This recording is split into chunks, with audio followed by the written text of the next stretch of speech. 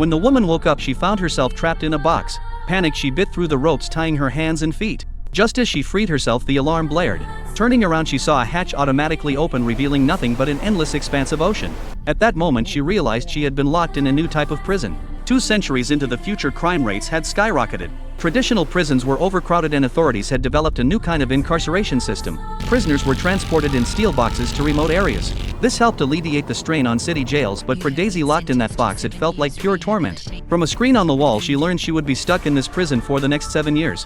It felt like a nightmare, especially since Daisy had always been a law-abiding citizen. She had never committed a crime in her life. This had to be a setup. The next day, the hatch opened again and Daisy attempted to escape. She noticed several pillars above her and tried to touch them, but to her shock, they delivered a painful electric shock. Clearly, there was no way out from above. Feeling defeated, Daisy started searching the walls. She found a latch at the bottom and tried to pry it open with her hands. Again, electricity coursed through the metal. Every inch of this box seemed to have an electric shock device. After that, Daisy resigned herself to her fate. All she could do was wait for the food delivery and hope she could explain her innocence. A week passed and the food delivery arrived. Daisy shared her story of being wrongly accused, but the delivery person simply promised to pass the message along. The person also advised her to hold on because food was only brought once a week. If she didn't ration, she would go hungry. The delivery person gave Daisy a small amount of water and a tiny packet of oatmeal, hardly enough to fill her. But it was all they had.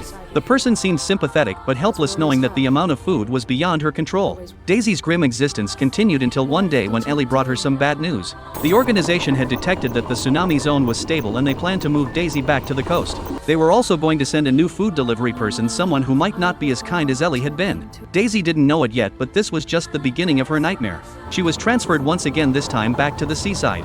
Upon arrival, she rushed over to meet the new food deliverer, only to find a man casually eating an apple in front of her. The sight of the apple made Daisy's stomach growl with hunger, but the man ignored her, continuing to eat his apple as if she wasn't there. Even though it was clear that Daisy desperately wanted the apple, he showed no interest in helping her. As Daisy's despair grew, the man finally spoke.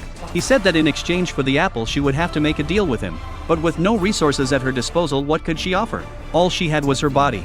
Faced with the desperation of starving, Daisy reluctantly agreed.